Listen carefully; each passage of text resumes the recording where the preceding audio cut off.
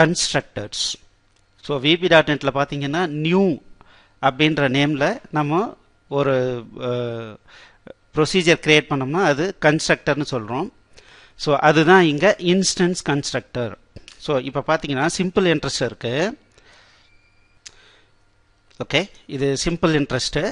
So இதில் நான் என்ன பண்ணுறேன்னா ஒரு கன்ஸ்ட்ரக்டர் கிரியேட் பண்ணுறேன். கன்ஸ்ட்ரக்டர் அப்படிங்கிறது என்ன அப்படின்னா, so public my simple interest, நம்மளுடைய கிளாஸ் நேம்லேயே ஒரு இது கிரியேட் பண்ணோம்னா அது கன்ஸ்ட்ரக்டர். ஸோ இதில் வித்தவுட் பேராமீட்டர் எதுவுமே கொடுத்தேன் அப்படின்னா, ஸோ எந்த பேராமீட்டரும் இல்லாமல் இந்த ஃபங்க்ஷனை கிரியேட் பண்ணோம்னா அது இன்ஸ்டன்ஸ் கன்ஸ்ட்ரக்டர். தென் ஓவர்லோடட் கன்ஸ்ட்ரக்டர். ஓவர்லோடட் கன்ஸ்ட்ரக்டர்னா அடிஷ்னலாக நான் எத்தனை கன்ஸ்ட்ரக்டர் நான் கிரியேட் பண்ணாலும் அது ஓவர்லோடட் கன்ஸ்ட்ரக்டர். ஸோ இப்போ நான் என்ன பண்ணுறேன்னா public my simple interest double principal amount comma double rate of interest comma double number of years comma. Okay, இந்த மூணையும் நான் பாஸ் பண்ணுறேன். ஸோ இதை நான் என்ன பண்ணுறேன்னா இந்த ப்ராப்பர்ட்டிஸில் ஸ்டோர் பண்ணணும். இப்போ பாருங்கள், நான் என்ன பண்ணியிருக்கேன்னா இங்கே பாஸ் பண்ணுற பெராமீட்டர் நேம் வேரியபிள் நேமும் என்னுடைய ப்ராப்பர்ட்டி நேமும் ஒன்றே கொடுத்துருங்க. அப்போது நான் பிரின்சிபல் அமௌண்ட் ஈக்குவல்ஸ் பிரின்சிபல் அமௌண்ட்னு கொடுக்க முடியாது இல்லைங்களா? அப்போ இது ரெண்டும் எதை ரெஃபர் பண்ணும் அப்படிங்கிறதுல ப்ராப்ளம் வரும். ஸோ அதனால் திஸ் அப்படின்னு கொடுக்குறேன். ஸோ அப்போ திஸ் அப்படிங்கிறது VB.NETல மீ அப்படிங்கிறதுக்கு ஈக்குவலண்ட். ஸோ திஸ் டாட் அப்படின்னு சொல்லும்போது இந்த பிரின்சிபல் அமௌண்ட் இதை ரெஃபர் பண்ணும். இந்த திஸ் டாட் ப்ரிஃபிக்ஸ் இல்லாத இதெல்லாம் பார்த்தீங்கன்னா வேரியபிள் நேம்லாம் லோக்கலில் இருக்கிற வேரியபிளை ரெஃபர் பண்ணும். அப்போ ஆட்டோமேட்டிக்காக என்ன ஆகும், இந்த பிரின்சிபல் அமௌண்ட்டை ரெஃபர் பண்ணிக்கும். So this dot rate of interest equals rate of interest. This dot number of years equals number of years. So இது ஓவர்லோடட் கன்ஸ்ட்ரக்டர். பாருங்க, இது இன்ட்டு தப்பாக போட்டிருக்கேன், அது எடுத்துக்கங்க. ஓகே, இப்போது இந்த கோடிங்கை கொஞ்சம் மாற்றலாம். ஸோ இந்த மாதிரி போடுறதுக்கு பதிலாக என்ன பண்ணுறேன், OSI டாட் 5000 12.5 5 years. அப்போ இதை சிங்கிள் லைனில் நம்ம மாற்றிட்டோம். Okay, let us see whether the results are same. Fi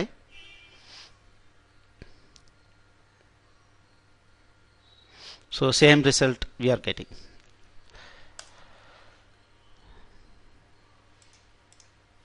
So இப்போ இது என்னன்னு தெரிஞ்சிச்சு. this keyword பத்தி இப்போ தெரிஞ்சுக்கிட்டோம். அடுத்தது static constructor. இந்த ஸ்டாட்டிக் கன்ஸ்ட்ரக்டர்ன்றது C# ரொம்ப நியூ கான்செப்ட். ஸோ ஒரு விஷயம் உங்களுக்கு தெரியுமா என்னன்னு எனக்கு தெரியாது. நம்ம கிளாஸ் மாடியூல் கிரியேட் பண்ணுறோம். ஒவ்வொரு கிளாஸ்லேயும் டேட்டா மெம்பர் இருக்குது, தென் மெத்தட்ஸ் இருக்குது. நான் ஒவ்வொரு புது ஆப்ஜெக்ட் கிரியேட் பண்ணும்போதும் என்ன ஆகும் அப்படின்னா, என்னுடைய மெமரியில் புரோட்டோடைப், தட் இஸ் டைப், இது என்னது டைப். சரி, ஃபார் எக்ஸாம்பிள் சிம்பிள் இன்ட்ரெஸ்ட்டுங்கிறது ஒரு டைப். அதில் நிறைய மெத்தட்ஸ் இருக்குது. அந்த மெத்தடு எல்லாமே எங்கே போய் ஸ்டோர் ஆகும்னா ஒரு தனி இடத்துல போய் ஸ்டோர் ஆகிடும். அதுக்கப்புறம் எப்போல்லாம் நான் நியூ ஆப்ஜெக்ட் கிரியேட் பண்ணுறனோ அப்போது டேட்டா மெம்பர் மட்டும்தான் இங்கே இருக்கும். அதுக்கப்புறம் இங்கே இருக்கிற மெத்தட்ஸுக்கு உண்டான பாயிண்டர்ஸ் எங்கே பாயிண்ட் அவுட் பண்ணிகிட்டு இருக்குன்னா இதை பாயிண்ட் அவுட் பண்ணிட்டு இருக்கோம். நான் இங்கே இருக்கிற மெத்தடை கால் பண்ணும்போது காமன் ஏரியாவில் இருக்கிற கோடிங் தான் ரன் ஆகும். டேட்டா மட்டும்தான் தனித்தனி ஆப்ஜெக்ட்டுக்கு தனித்தனியாக ஸ்டோர் ஆகும். ஸோ அப்போ பார்த்தீங்கன்னா ஒரு டைப் இருக்குது அப்படின்னா அதை பேஸ் பண்ணி ஒரு ஆப்ஜெக்ட் நான் கிரியேட் பண்ணேன் அப்படின்னா ஒரே ஒரு டைம் மட்டும்தான் அதனுடைய மெத்தட்ஸு எல்லாமே ஒரு மெமரியில் ஸ்டோர் ஆகும். எதுக்காக, ஒவ்வொன்றுக்கும் நான் கிரியேட் பண்ணிட்டு இருந்தால் எவ்வளவு மெமரி தேவைப்படும் யோசிச்சு பாருங்கள். அப்போது இந்த மெத்தட்ஸ்லாம் நிச்சயமாக ஒரே ஒரு முறை மட்டும் லோட் ஆகும். டேட்டா மட்டும் டிஃப்ரெண்ட்டாக இருக்கும். அந்த ஆப்ஜெக்டினுடைய இன்டர்னல் அந்த மெத்தட்லாம் என்ன ஆகும்னா ஒரிஜினலாக எங்கே லோட் ஆகிட்டுருக்கோ அதை பாயிண்ட் அவுட் பண்ணிகிட்ருக்கோம். நம்ம எப்போ அந்த ஃபங்க்ஷனை கால் பண்ணும்போதும் அந்த காமன் ஏரியாவில் இருக்கிற ஃபங்க்ஷன் தான் ரன் ஆகுது.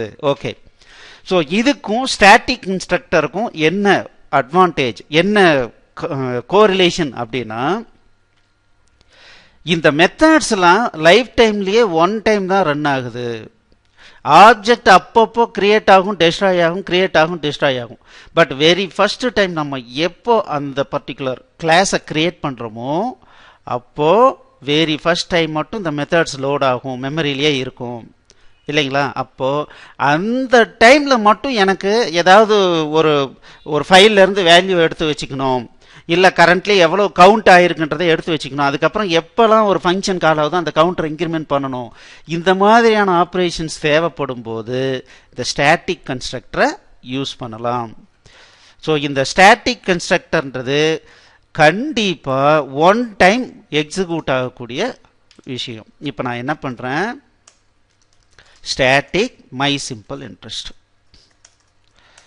So console dot right line hello, this executes only one time. சரி, இப்போ நான் என்ன பண்ணுறேன், இங்கே ஒரு ஆப்ஜெக்ட் கிரியேட் பண்ணியிருக்கேன்.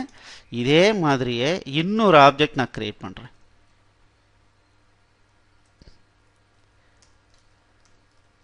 OSI 2 இங்கே 10,000 போடுறேன், அதே 5 years போடுறேன். ஸோ எகெயின் இந்த ஆப்ரேஷன்ஸ்லாம் பண்ணுறேன், கேல்குலேட் பண்ணிட்டு டிஸ்பிளே பண்ணுறேன். இப்போ என்ன ஆகுதுன்னு பார்ப்போம். பாருங்கள், சாரி OSI 2 போடணும்.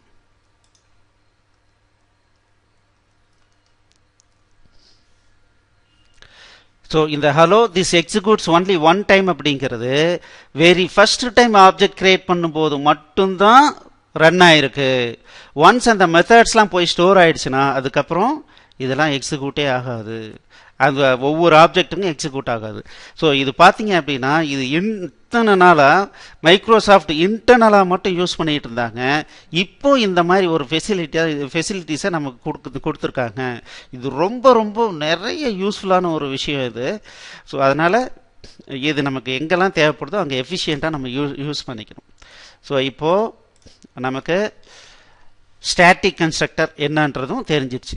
தென் டிபெண்டன்சி கன்ஸ்ட்ரக்டர், டிபெண்டன்சி இன்ஜெக்ஷன் கன்ஸ்ட்ரக்டர்னு இருக்கு.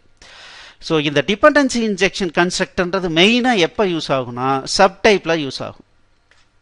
சப்டைப்ன்றது என்னன்னா இன்ஹெரிட்டன்ஸ் வரும்போது யூஸ் ஆகும்.